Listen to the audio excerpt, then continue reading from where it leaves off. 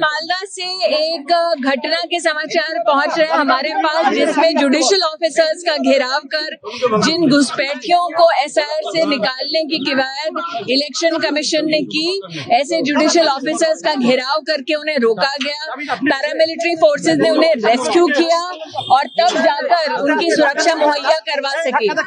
ये पश्चिम बंगाल के law and order का जो ब्रेकडाउन है उसका सबसे बड़ा प्रमाण है।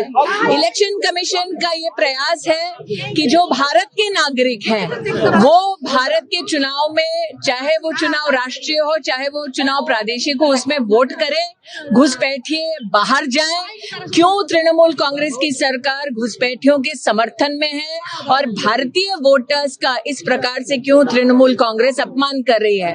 मालदा की ये घटना अपने आप में चौंकाने वाली नहीं है, क्योंकि जहां टीएमसी है वहां अपराध है। सुप्रीम कोर्ट ने जो फटकार पश्चिम बंगाल की सरकार को लगाई है, हमारे देश में संविधान के संरक्षण की भूमिका सुप्रीम कोर्ट ने निभाते हुए अपना ये डायरेक्शन, अपना ये वक्तव्य दिया है। मैं सुप्रीम कोर्ट के इस स्टैंड को एक हिंदुस्तानी नागरिक होने के नाते आभार व्यक्त करती हूँ कि जब एक फ्री और ट्रांसपेरेंट इलेक्शन कराने का दायित्व इलेक्शन कमीशन रखता है, तब क्यों इलेक्शन कमीशन के अधिकारियों का इस प्रकार से न सिर्फ उनकी अपनी सेफ्टी पर इतना बड़ा प्रहार किया जा रहा है, बल्कि जो एक संवैधानिक व्यवस्था है उस पर प्रहार टीएमसी की सरकार करवा रही है।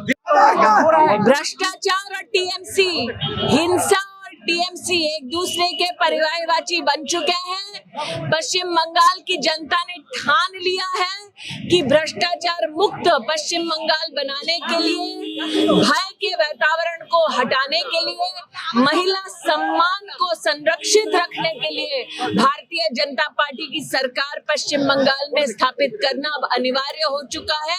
ये संकल्प पश्चिम बंगाल का नागरिक ले चुका है कि परिवर्तन की दरकार है, चाहिए बीजेपी की सरकार हो।